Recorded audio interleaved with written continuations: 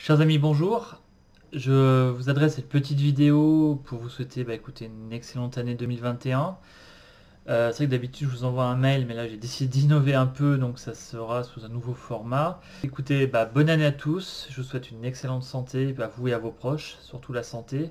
Je crois qu'en cette période c'est la chose la plus importante. J'ai aussi l'habitude chaque année de faire un petit récapitulatif de l'année écoulée.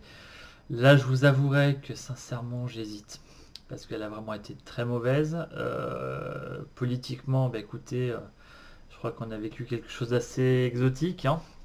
Donc avec une élection municipale dont les deux tours étaient séparés de plusieurs mois du fait du confinement, avec une fusion, alors qui paraissait contre nature, mais quand on réfléchit un peu, on s'aperçoit qu'il y avait quand même le camp de gens qui pensait qu'il y avait une vision modérée de la ville de Lyon sur le rayonnement, l'importance du rayonnement international, sur l'économie, tout ça, qui même s'il y avait entre centre-gauche et centre-droit quelques clivages, avait une vision qui était assez cohérente. Face à des gens qui n'ont pas du tout cette vision, qui ont une vision décroissante, une vision contre le tourisme, contre le rayonnement, contre l'économie. Voilà, donc ils sont les écologistes et l'extrême gauche qui aujourd'hui ont pris le pouvoir. Donc c'est vrai on avait deux choses, hein. Si on passait, c'était un peu un miracle de la Vistule et la ville s'en sortait pour le mieux. Et là, écoutez, si on perdait, on avait en plus de cette majorité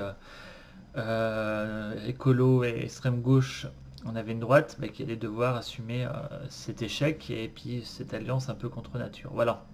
Écoutez, on va pas non plus rester 20 ans sur le passé. C'est ainsi. Aujourd'hui, on a une opposition qui sincèrement est malmenée, très malmenée, par une idéologie qui fait fi de toute opposition. Et un de nos élus a parlé d'un rouleau compresseur. Il avait tout à fait raison.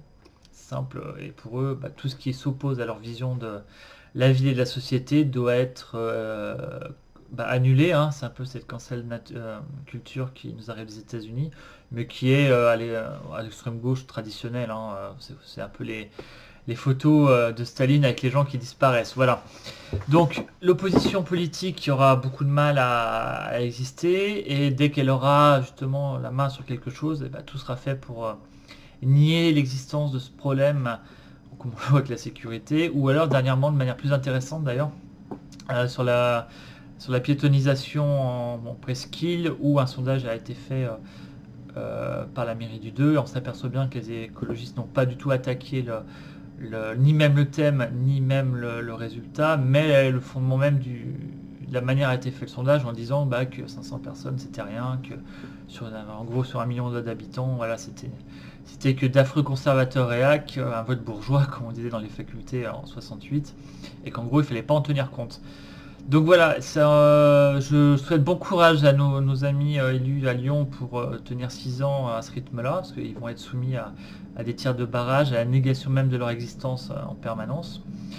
Voilà. Ensuite, bon, il y a toujours une lueur d'espoir, hein, dans tout ce qu'on voit. Clairement, il y a des sujets qui collent au pied des écologistes, comme un sparadrap sur le terme de la sécurité. On les voit bien qu'ils sont très mal à l'aise sur le sujet, sur les vidéosurveillance. Pour eux, je dis même pas protection, c'est un peu pour les embêter, mais sur les faits de la présence de caméras est une gêne énorme pour eux. Et il y a même un conflit en interne sur la vidéo-verbalisation. On aurait cru que taper sur les automobilistes, ça allait avoir un consensus chez eux, mais non. Il y a quand même des gens qui estiment que c'est punitif, alors qu'on les voit beaucoup moins gênés quand il s'agit d'agir sur d'autres questions écologiques où la taxe et la punition sont la règle. Donc on a vécu la semaine dernière quelque chose d'intéressant, c'est pour ça que je vous parle un peu de lueur d'espoir qui est assez récente, où on voit qu'à force de s'accrocher les pieds dans ces questions de sécurité, avec la colère des associations d'habitants, hein, qui sont maintenant très nombreuses à Lyon, on voit que ça commence à les atteindre.